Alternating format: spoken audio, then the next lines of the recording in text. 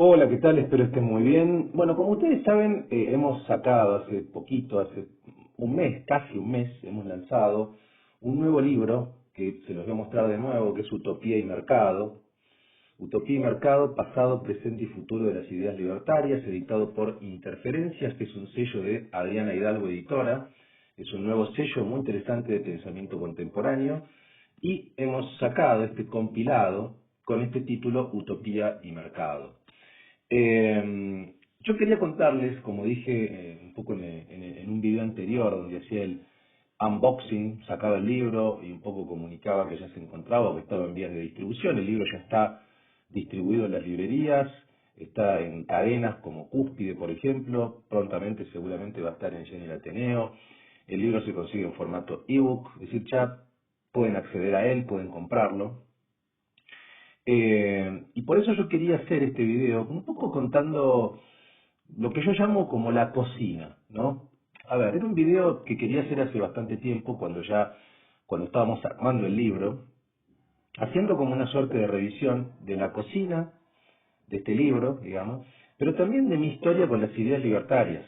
O sea, porque es una historia que viene de larga data y quería compartirla porque de alguna manera este libro es una consecuencia de muchos años de trabajo, muchos años de contacto con esta tradición de pensamiento. Entonces, bueno, este video tiene esa finalidad, voy a tomarme mi tiempo, así que espero que les interese. Y después hacia el final vamos a leer algunos fragmentos de Utopía y Mercado, algunos fragmentos que a mí me resultan estimulantes, que a mí me marcaron por alguna u otra razón, y voy a definir mi posición respecto del libertarismo, ¿no? Porque también es algo que a veces suelen preguntarme, ¿no? Si yo me defino como libertario y en ese sentido cómo, dentro de qué tradición del libertarismo. Bueno, eso es que al final voy a aclararlo un poco más. Pero primero quería contarles un poco cómo surge todo esto, porque realmente es una tradición extraña. Digo, hoy es habitual escuchar de las ideas libertarias, hoy el término, hoy uno cuando escucha la palabra libertario, sin duda puede asumirla a una figura como Milei, digamos, porque tiene circulación por los medios, porque es candidato presidencial, porque recibió el 30% de los votos, porque circula en la televisión abierta, no solamente por redes sociales, quiero decir, tiene una difusión, una circulación impresionante. Eso ocasiona algunos malos entendidos, porque Milei, como yo escribí en un par de artículos, es un libertario, pero es un libertario de una rama, que es el paleolibertarismo, que tiene ciertas características un poco conservadoras, o muy conservadoras desde el punto de vista moral, con las que yo no coincido, por ejemplo. Pero lo que quiero decir, más allá incluso de la figura de Milei, el término libertario tiene una circulación que hace 10 años, 15 años, era insólita, que no tenía nada que ver con esto, ¿no? Es más, yo diría, hace 15, 20 años, cuando uno hablaba de lo libertario, en verdad hacía referencia a la tradición anarquista, ¿no? Alguien anarquista en el sentido de la tradición clásica anarquista del siglo XIX, ¿no? Nada que ver con ultraliberal, con anarcocapitalista, con liberal libertario, no, no, básicamente hacíamos referencia a pensadores, no sé, como Bakunin, como Kropotkin, como Emma Goldman, o también, y ahí es donde quiero arrancar, porque ese es mi punto de partida, yo creo, con las ideas libertarias, o también pensadores anarcoindividualistas, es decir, yo creo que todo comienza, desde mi punto de vista, más o menos a los 14, 15 años, ese sería como el primer eslabón, como el primer escalón también, si lo pensamos como una suerte de escalera, con ideas proto-libertarias, es decir, con la tradición anarquista individualista estadounidense, ¿no? Un libro como Walden o La vida en los bosques de Henry David Thoreau, de 1854, a mí me encantó, a mí me impactó cuando lo leí por primera vez. Hoy es un libro reeditado, resignificado, creo que por muchas razones, porque es reivindicado desde el punto de vista ambientalista. Thoreau tenía un discurso ecologista, ambientalista, pacifista, pero también tenía un discurso de la autosuficiencia radical, muy individualista, en un buen sentido. Yo nunca tuve miedo al término individuo ni individualismo, nunca tuve ese prurito, nunca tuve ese prejuicio, digamos. Nunca tuve una etapa de izquierda radical, digamos. Creo que mi radicalismo, creo que mi expresión mucho más rebelde, no revolucionaria, rebelde, viene por el lado del anarquismo, individualista sobre todo, muy antiestatista, ¿no? Cuando era, digamos, adolescente. Y ese espíritu está en mí todavía. Entonces yo diría que el germen, como el primer punto de partida, es Thoreau, ¿no? Que después escribió otros textos como Desobediencia Civil, que también se hizo otra vez, de alguna manera como que se instaló con la pandemia, con la cuarentena, donde se hablaba de ejercicios de desobediencia civil, de, digamos, de desobedecer ciertas políticas disciplinarias restrictivas. Entonces es un autor que volvió. Bueno, yo lo leí a los 15 años, eh, y me encantó. No tanto tal vez desde el punto de vista ambiental, desde el punto de vista ecológico, si bien era lo que me seducía, a mí lo que me seducía más era ese ejercicio de vida autónoma, de no dependencia, digamos, ¿no? Una suerte de ética, porque en definitiva Walden es un libro de ética, digamos, ¿no? Cómo no depender de bienes externos, cómo no depender de un montón de necesidades, digamos, como de deseos superfluos.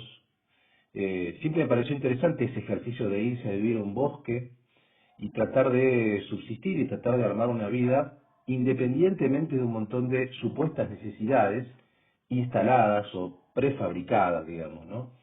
Y después todo lo que tiene que ver, obviamente, con su crítica a la estatalidad, con su crítica a la guerra, con negarse a financiar, digamos, la guerra con México, como lo hizo Thoreau. Después yo me di cuenta, a medida que fui creciendo y estudiando, que Thoreau formaba parte de una tradición, digamos, de Estados Unidos, que era el trascendentalismo, donde estaba Emerson, que era su maestro, Walt Whitman en cierto sentido también, se lo puede colocar ahí, que eran filósofos que eran, yo creo que eran anarquistas individualistas, que tenían un rasgo muy anarquizante, ¿no? Y ese yo creo que fue como mi primer fundamento. ¿Y por qué lo menciono? Porque Thoreau va a ser central en el libertarismo, central, va a ser mencionado, por ejemplo, por Murray Rothbard, tal vez el padre del libertarismo estadounidense. Va a ser también muy citado por la nueva izquierda, por la New Left, en la década del 60, en la década del 70, digamos. También eso va a ser muy curioso, como un autor anarquista individualista es citado por los jóvenes de la New Left en la década del 60, ¿no? Sobre todo por este ejercicio de autonomía, de autogestión, ¿no? Una visión autogestiva al margen de la estatalidad. Ese fue como mi primer punto. Después yo diría que pasó mucho tiempo, estoy hablando, yo tenía 14, 15 años, digo, es en la década del 90. Después pasó mucho tiempo, digamos, yo estudié cine, estudié filosofía.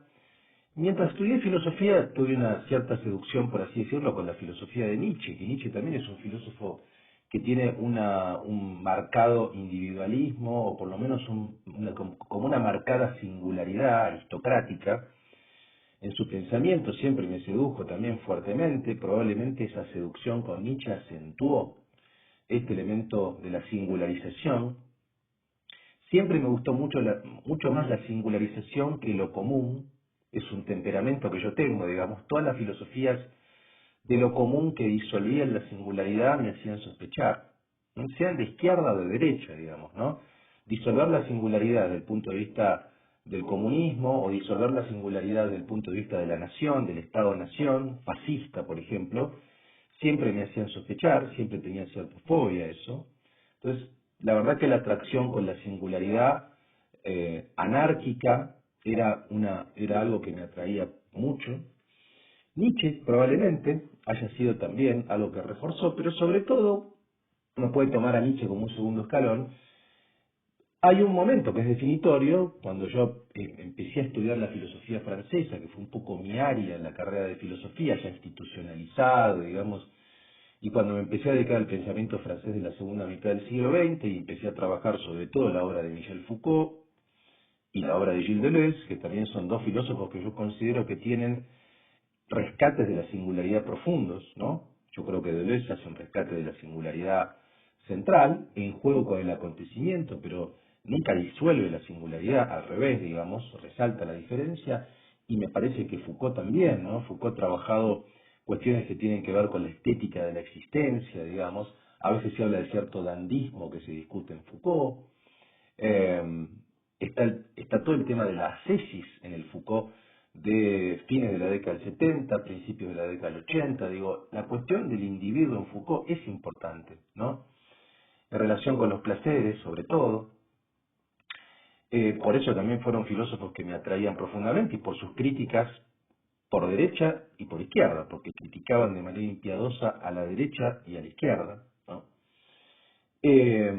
Y es ahí que me topo con un curso que es El nacimiento de la biopolítica de 1979, pero es un curso curioso, digamos, que si bien Foucault da el año 1979, una época de auge, la década del 70 es una época de auge de las ideas liberales libertarias en Estados Unidos, toda esa década, y Foucault sintonizaba, yo creo, muy bien, probablemente haya sido el único filósofo francés que se dio cuenta que ahí había algo nuevo, que había ideas nuevas, que el mundo estaba creando ideas nuevas, y dio ese curso, que obviamente tiene que ver con todo su desarrollo conceptual, tiene que ver con la noción de gobierno, de gubernamentalidad que venía desarrollando en seguridad, territorio, población, que fue un curso anterior que él dio en el Collège de France.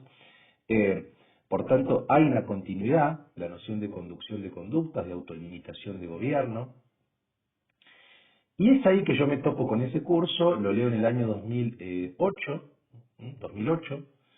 Si mal no recuerdo, ese curso en francés se publica en 2004. Yo no lo leí en francés primero, yo lo leí en castellano, en el año 2008. Y ese curso para mí fue un antes y un después, digamos, ¿no? No solo por la forma en la cual Foucault pensaba el liberalismo, el neoliberalismo, él usa el término neoliberalismo, pero en un sentido no peyorativo. Uno estaba acostumbrado sobre todo a leer el término neoliberal como algo intrínsecamente negativo, ¿m? Que usaba la izquierda o que usa la izquierda como una manera de criticar ciertas posiciones, a mi juicio, muy mal leídas, digamos, o como una cantinela permanente, ¿no? Siempre cuando no tienen un recurso grande neoliberal para descalificar, y Foucault usaba el término neoliberalismo en un sentido técnico, como una nueva corriente liberal de la década, digamos, de los años 50, 60, 40, 50, 60, de la posguerra en adelante, de los liberales contemporáneos del siglo XX. Hacía toda una diferenciación entre lo que es el liberalismo clásico del siglo XVIII con las corrientes liberales del siglo XX. Bueno, siento un análisis que es impresionante. Mi libro, Foucault y el liberalismo, que es mi tesis de doctorado, de alguna manera es producto de ese encuentro con ese libro que yo tuve, y en ese libro está presente la cuestión ya del libertarismo. Yo hablo del libertarismo ahí. ¿M? Eh, Había publicado igual ya otros libros en una editorial y muy interesante, independiente, autogestiva, que se llama Innisfree, que es una editorial anarcocapitalista. Se había publicado dos libros, uno Hedonismo Libertario en 2013 y otro Ensayos Californianos en 2014, que de alguna manera ya yo trabajaba sobre los pensadores del libertarismo estadounidense. En ese momento yo también viajé mucho a Estados Unidos, entre el año 2010, sobre todo el 2009 y el 2010 yo viajé a Estados Unidos, a California sobre todo, porque tenía una relación y ahí empecé a contactarme con bibliografía, empecé a comprar libros de la tradición libertaria, entonces se empezó a armar como una suerte de argamasa, como una suerte de materia prima, ¿no? Lectura de Nacimiento de la Biopolítica en 2008, viajes a Estados Unidos en 2009, 2010, contacto con bibliografía. Bueno, luego, como les dije, básicamente estudié mi carrera filosofía, publiqué mi tesis de doctorado sobre Foucault y el liberalismo, por tanto yo ya venía trabajando intensamente en estas ideas. Publiqué esos libritos antes, en 2013 y 2014. Entonces, ahí es donde se empezó a armar todo, ¿m? Básicamente. Entonces, ese curso, el curso Nacimiento de la Biopolítica, para mí fue central, porque fue desde mi tradición filosófica, que era la tradición Foucaultiana, francesa, contemporánea, contactarme ya de manera más orgánica con estas ideas liberales del siglo XX. Foucault, de hecho, usa el término anarcocapitalista para referirse, por ejemplo, a la Escuela de Chicago, y usa el término libertario para hablar de los libertarios estadounidenses. O sea, esta palabra ya circulaba, y yo me empiezo a vincular con ciertos sectores que estaban relacionados con el libertarismo, que todavía que eran pequeños, digamos, ¿no? Algunas fundaciones, gente por las redes sociales, digamos, ¿no? En ese momento yo también, y esto es muy importante, digamos, entre el año 2010 y el año 2000, tengo que anotado, 2016, 2017, yo di cursos sistemáticamente, cursos independientes, autogestivos. Yo armé mi propia escuela de filosofía en mi casa de Palermo, en mi departamento, y daba cursos de filosofía, así como de cursos virtuales ahora, daba cursos presenciales, y esos cursos fueron para mí un caldo de cultivo muy importante. Vino gente súper interesante. Yo era muy crítico de, digamos, de la experiencia política kirchnerista y estaba al margen total de la universidad, al margen de toda estructura estatal, y armé mi propio espacio de estudio autogestivo, y allí fue que, en ese marco, que daba un montón de cursos, que venía gente de todo tipo, venía gente del campo psi, venía gente, venía gente, qué sé yo, de formaciones muy diversas como el derecho, psiquiatras, psicólogos, psicoanalistas, como digo, y empezaron a venir personas que se decían liberales libertarias, que empecé a conocer por las redes sociales, también gente que venía de una posición de izquierda. Quiero decir, eran grupos súper nutritivos, ¿no? Y allí fue, en ese marco, en esa escuela de filosofía, que yo di un primer curso sobre filosofía libertaria, sobre estos autores, sobre los autores que están compilados en Utopía y Mercado, por ejemplo, ¿no? Mechándolos incluso con Foucault y con Deleuze, que eran autores que yo conocía más. Por ejemplo, el primer curso que yo di de filosofía libertaria fue en el año 2012. Un año antes, en el año 2011, había dado un curso sobre Foucault y el liberalismo en la Universidad SEADE, que es una universidad de la tradición austríaca, de la Escuela Austríaca de Economía. Entonces, ya empecé en 2011, 2012 a dar cursos en la Universidad SEADE y sobre todo en mi escuela autogestiva de filosofía del año 2012 hasta el año 2016, di por lo menos un curso de filosofía libertaria. Entonces, ahí se empezó a armar ese contacto, yo me empecé a poner en vínculo con, por ejemplo, existió en un momento un partido liberal libertario, que tuvo una representación muy pequeña desde el punto de vista electoral, digamos, pero conocí gente que militaba ahí, que hoy están instalados en otros lugares, o se dedican, por ejemplo, a otras cuestiones como Bitcoin, o son emprendedores, pero eso fue como un germen también. Eh, Quiero decir, ahí se ve un poco todo el recorrido, ¿no? Entonces quiero mostrarles que esto es una historia como de larga data, ¿no? Que uno puede situarla, en mi caso, en esa lectura de Thoreau a mis 15 años, después en mi vínculo con la filosofía de Nietzsche un poco más grande, después cuando empiezo a estudiar filosofía, en mi vínculo con la filosofía de Foucault y de Deleuze, y particularmente de Foucault por la lectura de Nacimiento de la Biopolítica, con mis viajes a Estados Unidos, y sobre todo ya con este contacto con gente de cierto riñón o cierto vínculo todavía muy, pero muy minoritario, del liberalismo libertario en la Argentina, mediante instituciones como SEADE o como otro tipo de fundaciones, digamos, ¿no? Y ahí es donde empiezo a dar cursos, incluso de esta tradición, que eran vistos como muy extraños. Era absolutamente extraño, sobre todo también por la simbiosis o por el acercamiento que yo tenía, porque la mayoría de las personas que eran liberales libertarios en aquel momento eran personas académicas, muchos venían de formación económica, porque hay una mayoría de economistas, ¿no? Y tenían una aproximación a veces un poco dogmática, muy dogmática. Empecé a darme cuenta de que había, por así decirlo, como Boca y River, ¿no? Estaban los randianos, o sea, los fanáticos de Ayn Rand, estaban los rothbardianos, los que seguían a Rothbard. Yo miraba todo eso con fascinación, porque era algo nuevo para mí, y con avidez de estudio. Entonces seguía estudiando y seguía profundizando, pero como alguien anómalo. Digo, yo venía de un territorio distinto, yo venía de una formación, de una izquierda cultural, porque de alguna manera la tradición francesa contemporánea forma parte de la izquierda cultural, por lo menos, y me asomaba a eso con mucho interés, con mucha atracción. Algunas cosas, algunas posiciones me producían resquemor y rechazo incluso, digamos, pero no dejaba de atraerme todo ese universo porque era muy nuevo para mí, era un descubrimiento teórico, ¿no? Y yo siento que de alguna manera, sin querer compararme de ninguna forma, digamos, ¿no? Me parece que Foucault encontraba en la tradición liberal libertaria a fines de los 70 también eso, una suerte de descubrimiento teórico que en su caso lo veía para reformular, o tal vez quería buscar ciertas herramientas conceptuales, para reformular una racionalidad de gobierno de izquierda, no disciplinaria, no estatalizante, menos burocrática, ¿no? Me parece que iba por ahí la búsqueda de Foucault. Esa por lo menos es mi hipótesis en mi tesis, Foucault y el liberalismo, ¿no? Entonces, todo esto es un poco, es como un derrotero que yo fui haciendo y que termina efectivamente en este libro, que es Utopía y Mercado, que sale hace un mes, ¿no?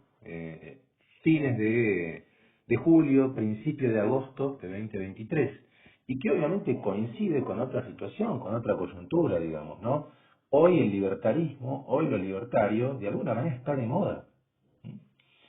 Está de moda, lo que pasa es que tiene una recepción demasiado a la derecha, para mi gusto, ¿no? Y eso también sesga la lectura de que los libertarios son todos de derecha o de extrema derecha, cuando esto no es cierto. Entonces, uno de los propósitos de Utopía y Mercado es precisamente mostrar, a partir de una selección de textos, toda la variante del libertarismo, desde los liberales libertarios clásicos, como Hayek, como Mises, como Ayn Rand, como el propio Rothbard, a la izquierda libertaria. Ahora voy a leerles.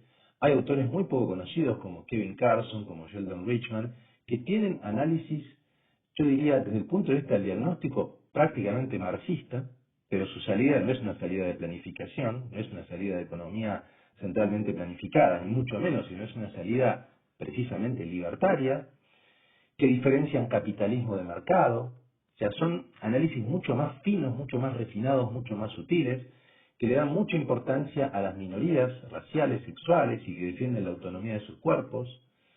Esas son las posiciones más de izquierda, libertaria, con las que yo tengo más afinidad, digamos, ¿no? Y después sí aparece toda la posición reaccionaria de la década del 90, que es una posición desde el punto de vista estratégica, táctica, populista de derecha, porque se basa en un texto de Rothbard de 1992 que se llama Populismo de Derecha, una estrategia para el paleolibertarismo, que de alguna manera es hoy lo que articula el discurso conocido por los libertarios de derecha dura, como Milley, pero también aquellos que se han apropiado de estas posiciones, como el trumpismo. Yo creo que todo arranca con el trumpismo en el año 2016, o Bolsonaro, digamos, o Vox en España, que se apropian de esta estrategia populista de derecha y de algunos elementos del paleolibertarismo.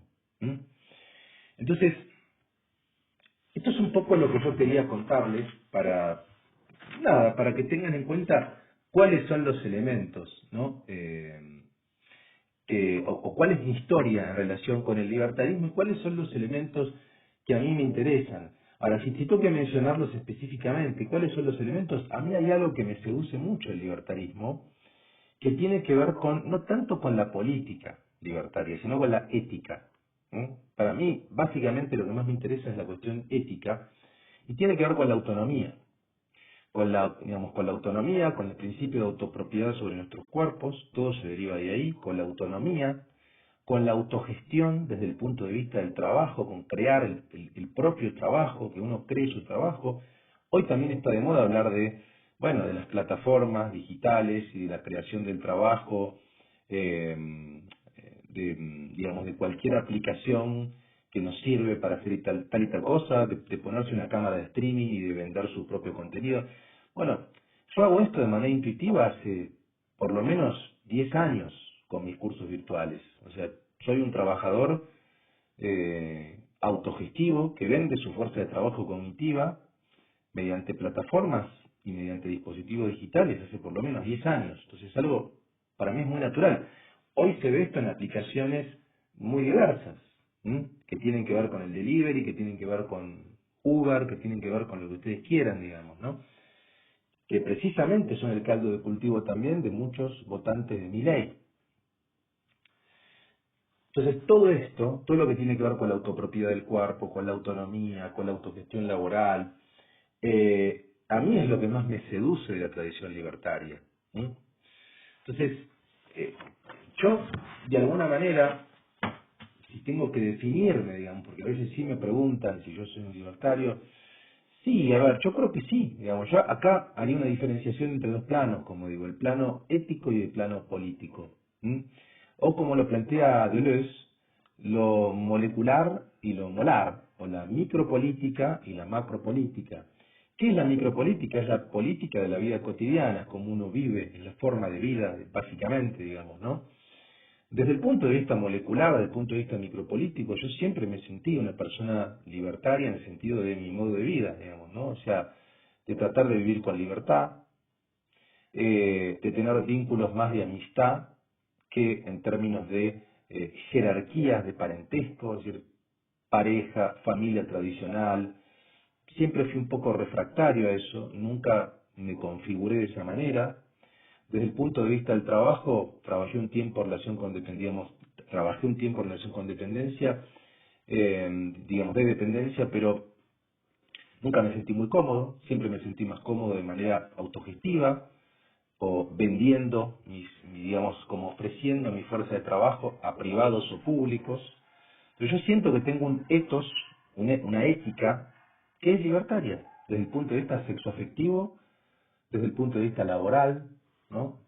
Eh, y que para mí, digamos, si bien nunca tuve posiciones como militantes de manera orgánica en ningún partido ni nada, digamos, sí me importa mucho defender causas que tienen que ver con la autonomía de las personas, con la autonomía de los cuerpos, en materia de sexualidad, en materia de las minorías sexuales, por supuesto, de las mujeres sobre sus cuerpos en relación con el aborto, de las sustancias psicoactivas. Yo creo que hay que descriminalizar el consumo de las drogas, ¿no? Eso no es un delito, no es un delito. En el peor de los casos es un vicio o una adicción, pero tampoco hay que ocultar que hay consumo recreativo y que no todo consumidor es adicto. Esto hay muchas personas que no lo ven, porque depende de cada cuerpo, porque depende de cada experiencia. Entonces estoy en contra de políticas punitivas en materia de drogas. Para mí, esas sí son causas que me importan porque hacen la autonomía de los cuerpos, y yo valoro fuertemente eso, ¿no? Entonces, desde el punto de vista ético, sin duda, soy un libertario. Y específicamente diría que soy un libertario de izquierda, porque tengo análisis más sutiles respecto del poder y el Estado. Yo creo que el Estado es problemático, yo creo que el Estado, nunca fui muy amigo del Estado, digamos, uno convive con la estatalidad, pero tampoco creo que el Estado sea el mal total. Me parece que concentrar solamente el mal en el Estado es una mirada un poco simplista, digo, ¿no? Me parece que hay otro problema, que es, como diría Foucault, las excrescencias del poder, el poder burocratizante, centralizado, ¿no? Concentrado. Eso se da en la estatalidad, en algunas estatalidades, por supuesto, pero también se dan otras organizaciones no estatales, algunas corporaciones, por ejemplo, en la iglesia, qué sé yo, hay otros espacios de poder concentrado que para mí también son nocivos, ¿no?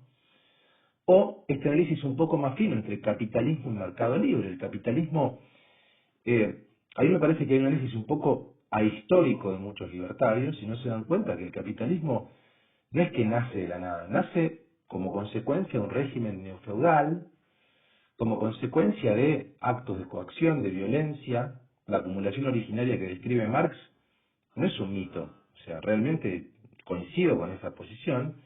Ahora, eso no quiere decir que el mercado en sí sea algo nocivo, quiere decir que, si bien el capitalismo tiene una constitución a partir de actos de violencia, eh, digamos, y de coacción, incluso de arbitrariedad y de masacres, eso no quiere decir que haya que impugnar el mercado o las relaciones de mercado, digamos, para nada. O sea, yo creo que la salida es por el mercado, por un mercado no corporativo, no monopólico. ¿M? Y cuando digo mercado, uno a veces habla de mercado y piensa, no sé, en los mercados financieros, en Wall Street. No, digo en alguien que se pone su kiosco, para vender lo que sea, en alguien que vende contenido online, en alguien que vende sus productos, sus servicios, en alguien que vende un servicio de transporte, un delivery, en un chico, una chica que vende contenido erótico en OnlyFans. Cualquiera de esas cosas es mercado. Y a mí me parece perfecto eso. Nunca tuve ningún problema. Me encanta eso, digamos, ¿no?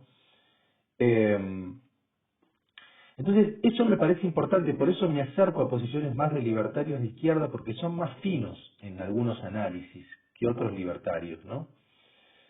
Ahora, esto lo digo sobre la cuestión micropolítica. Digamos, después cuando uno ve lo que es la macropolítica o la política electoral, la política representativa, la política tradicional, y ahí es complicado, digamos, ¿no? Porque uno a veces termina eligiendo el mal menor, uno a veces elige por otro tipo de razones más emocionales que racionales, digamos.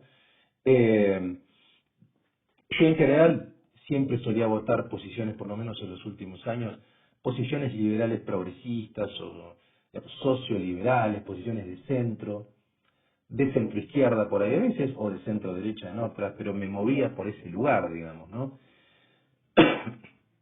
Hoy, ese es un lugar que está absolutamente devaluado. O sea, hoy esas posiciones son posiciones que, como vemos un mundo, no solamente en la Argentina, vemos el mundo, son posiciones completamente impopulares, devaluadas por un montón de razones que nos llevaría un seminario, digamos.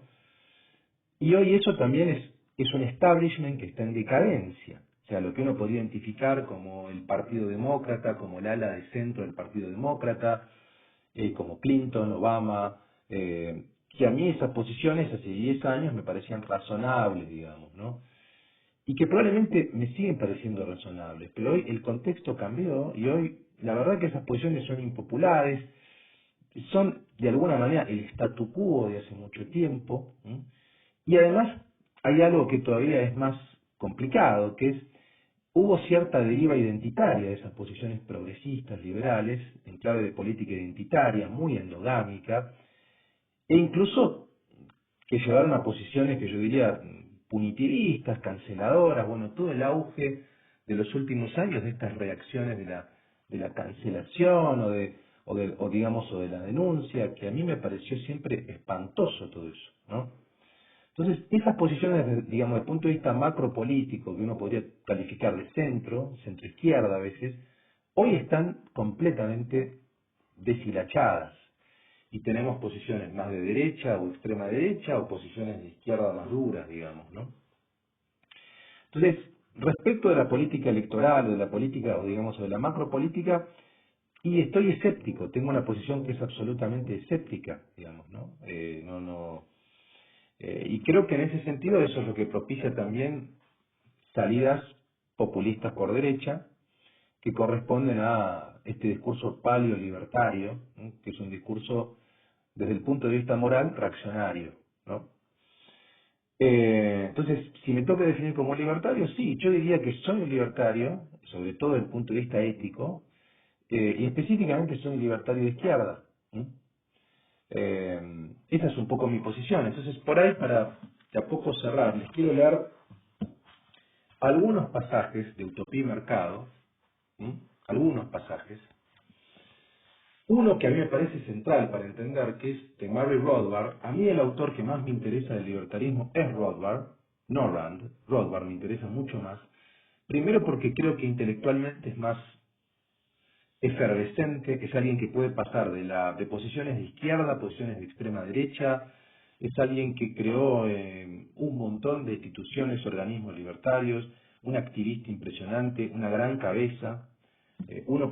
A ver, cuando leo a Rothbard a veces yo lo repudio intensamente, cuando leo populismo de derecha me parece un horror lo que dice, pero cuando leo, por ejemplo, otro texto del cual voy a citar ahora, que es La libertad y la nueva izquierda, me parece extraordinario. Entonces, en general todos los pensadores pueden pasar o tienen raptos de lucidez y raptos de no tanta lucidez, o, o para decirlo en otros términos, pensar implica un riesgo, tomar posiciones implica riesgos, digamos, ¿no?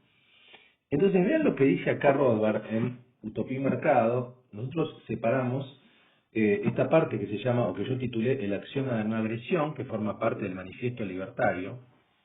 Es el capítulo 2, ¿no? Del Manifiesto Libertario.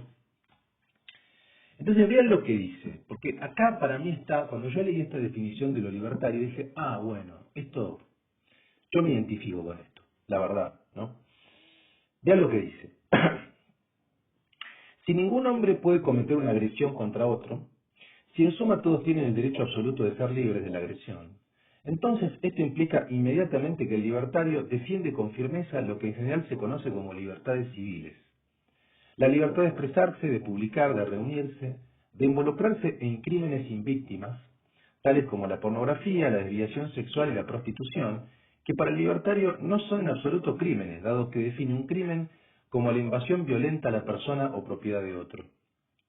Además, considera el servicio militar obligatorio como una esclavitud a gran escala, en gran escala. Y dado que la guerra, sobre todo la guerra moderna, implica la matanza masiva de civiles, el libertario ve este tipo de conflictos como asesinatos masivos, y por lo tanto completamente ilegítimos. En la escala ideológica contemporánea, todas estas posiciones se incluyen entre las ahora consideradas de izquierda. O sea, un libertario, según Rothbard, es de izquierda en las libertades civiles, en su antiintervencionismo militar, es contrario al servicio militar obligatorio, está a favor, como dice acá, de descriminalizar posiciones en materia sexual, las llama crímenes sin víctimas. ¿Por qué? Porque están criminalizadas pero no hay víctimas. Si hay un consenso en esa relación sexual, si hay un consenso en el trabajo sexual, digamos, o en la oferta, digamos, de la sexualidad, donde no hay trata, obviamente, subrayo, no hay nada que penar ahí. Entonces, acá coincido totalmente, ¿no? Y dice, por otro lado, como el libertario se opone a la invasión de los derechos de propiedad privada, esto también significa que desaprueba con el mismo énfasis la interferencia del gobierno en los derechos de propiedad o en la economía de libre mercado a través de controles, regulaciones, subsidios o prohibiciones, dado que si cada individuo tiene el derecho a la propiedad privada sin tener que sufrir una depredación agresiva, entonces también tiene el derecho de entregar su propiedad, legar y heredar e intercambiarla por la propiedad de otros, libre contratación y economía de libre mercado, sin interferencia. El libertario apoya el derecho a la propiedad privada y restricta y el libre comercio, o sea, un sistema de capitalismo laissez-faire.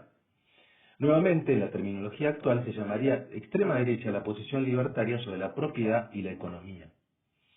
Entonces, es de izquierda en libertades civiles y de derecha en libertades económicas. Se busca la ausencia de regulación, bajar los subsidios, las prohibiciones, las regulaciones, libertad de comerciar, digamos, ¿no? Entonces vean lo que dice acá, pero para el libertario no hay incoherencia alguna en ser izquierdista en algunas cuestiones y derechista en otras. Por el contrario, considera su posición personal virtualmente como la única de valor en nombre de la libertad de cada individuo, puesto que, ¿cómo puede el izquierdista oponerse a la violencia, a la guerra y al servicio militar obligatorio cuando al mismo tiempo apoya la violencia impositiva y el control gubernamental?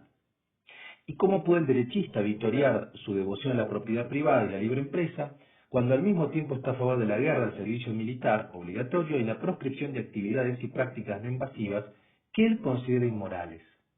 A mí me parece impecable esto que dice Rothbard, digamos. O sea, cuando lo leí, cuando leí el Manifiesto Libertario, no sé, ya hace más de 10 años, dije, esto es lo que yo pienso, ¿no? Hay una forma de sintetizarlo que lo plantea Penn Jillette, que es un humorista libertario, que dice, los libertarios son en la cama de izquierda y en el bolsillo de derecha. Me parece que es una excelente definición, digamos, que de alguna manera concentra esto. Ahora, les leo otro pasaje, vean ustedes, Rothbard publicó un texto que se llama La libertad y la nueva izquierda, que está acá en Utopía y Mercado, en el año 65, que pertenece un poco, para mí es el acta fundacional de la izquierda libertaria, donde vean lo que dice de los militantes de la nueva izquierda y por qué ve conexiones con ellos, ¿no? Dice, si la vieja izquierda buscaba su inspiración en Roosevelt, o sea, en el New Deal, en un estado de bienestar fuerte, digamos, la nueva izquierda busca esa inspiración en Thoreau, en el autor que yo mencioné, en Henry Thoreau. Esto es una ironía bastante singular si tenemos en cuenta que en los años posteriores a la Segunda Guerra Mundial, el principal defensor de las ideas de Thoreau en este país fue el libertario de derecha Frank Chodorow, en los breves y chispeantes análisis del periódico que editaba. Se trata de un instructivo ejemplo de cómo los ideales libertarios pasaron inconscientemente de la vieja derecha a la nueva izquierda. Entonces, si la nueva izquierda es radical, individualista y militante, ¿cuál es el contenido de su ideología? ¿Qué políticas defiende? Respecto de este punto, es cierto que la nueva izquierda no elaboró una ideología sistemática, una visión coherente de la sociedad que desea crear. Y en este punto, es que desesperen los diversos grupos de jóvenes que querrían imponer sus herméticas ideologías a la nueva izquierda. Pero esta carencia de una ideología totalmente desarrollada es perfectamente comprensible. Se trata de un movimiento nuevo, joven, que anda a tientas aprendiendo.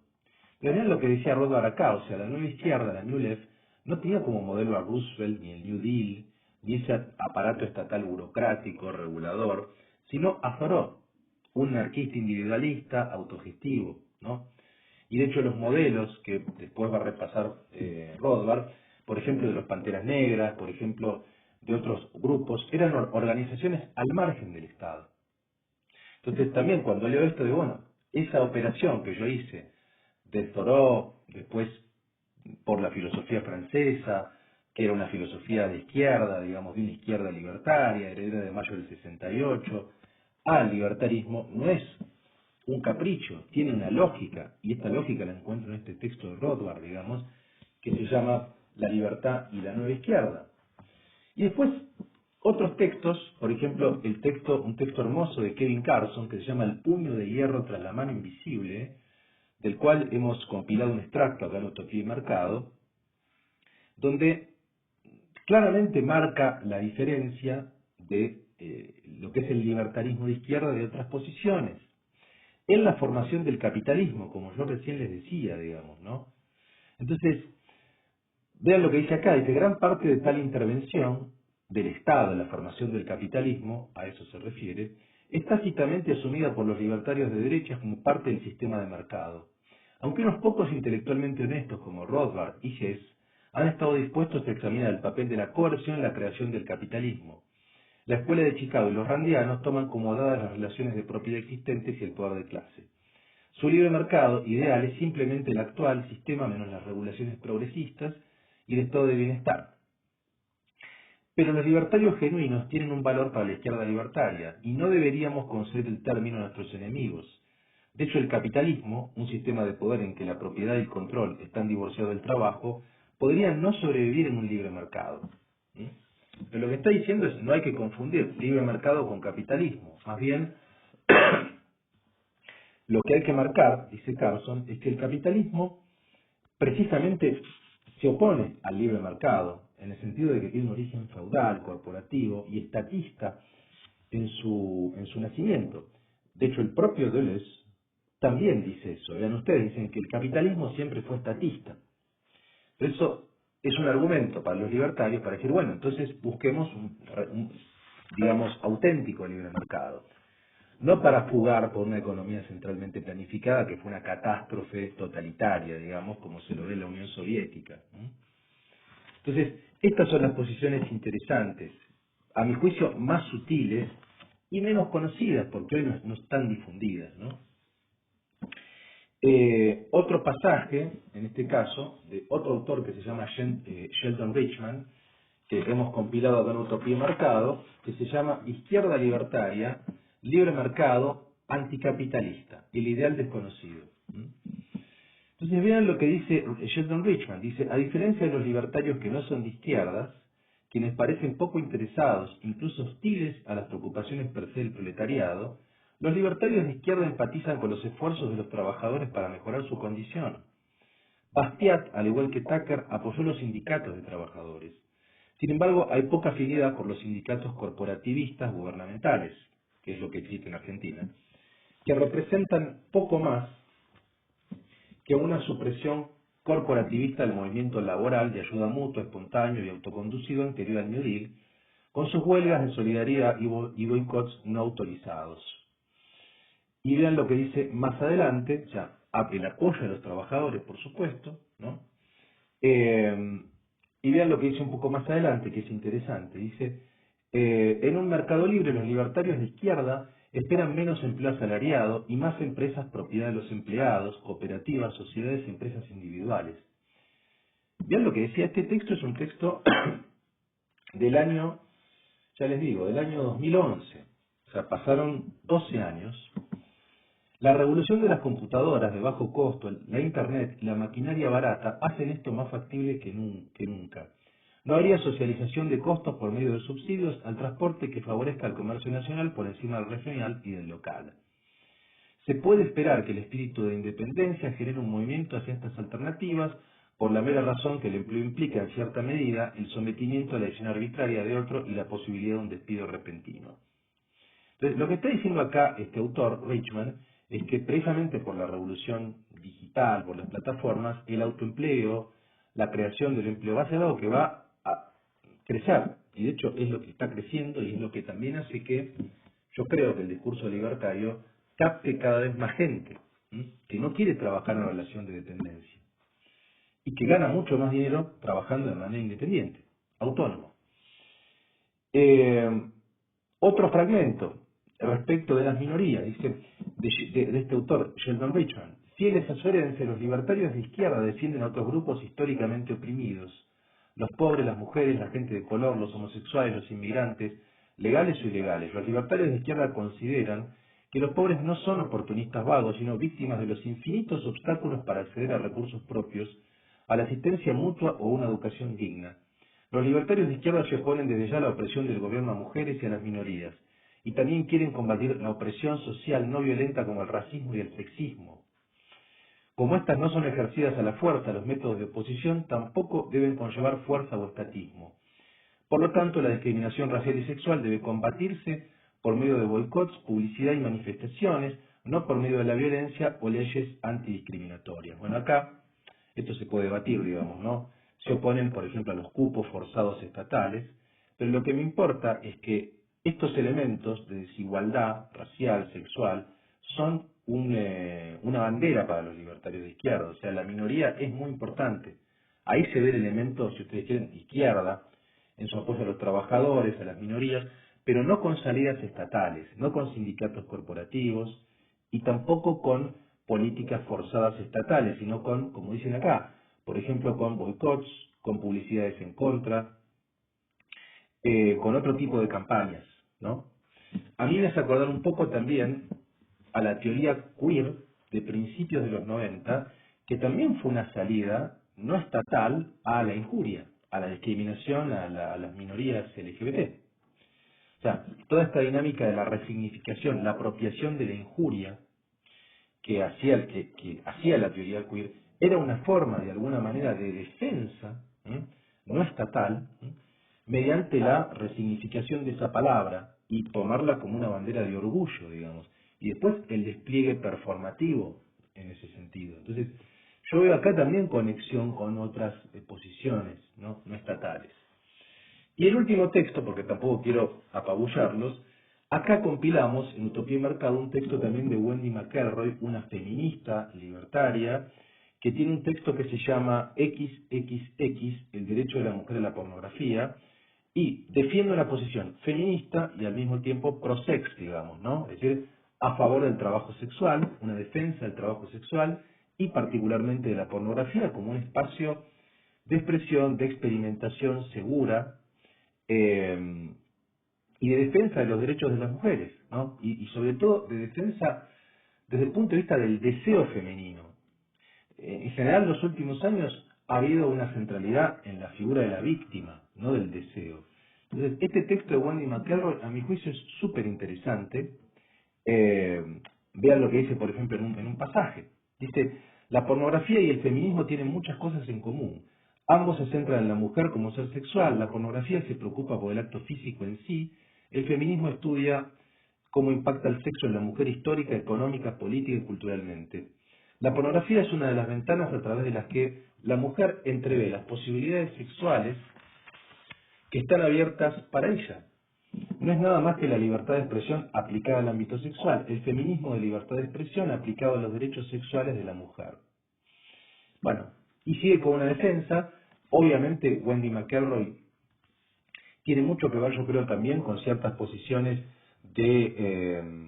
digamos, de lo que se conoce como, insisto, como el feminismo pro-sex, digamos, y también con digamos, con ciertas directoras pornográficas que reivindican esta posición. O sea, en los últimos años, en el cine pornográfico, ha habido una cantidad de directoras que dan cuenta de esta posición, digamos, de Wendy McElroy.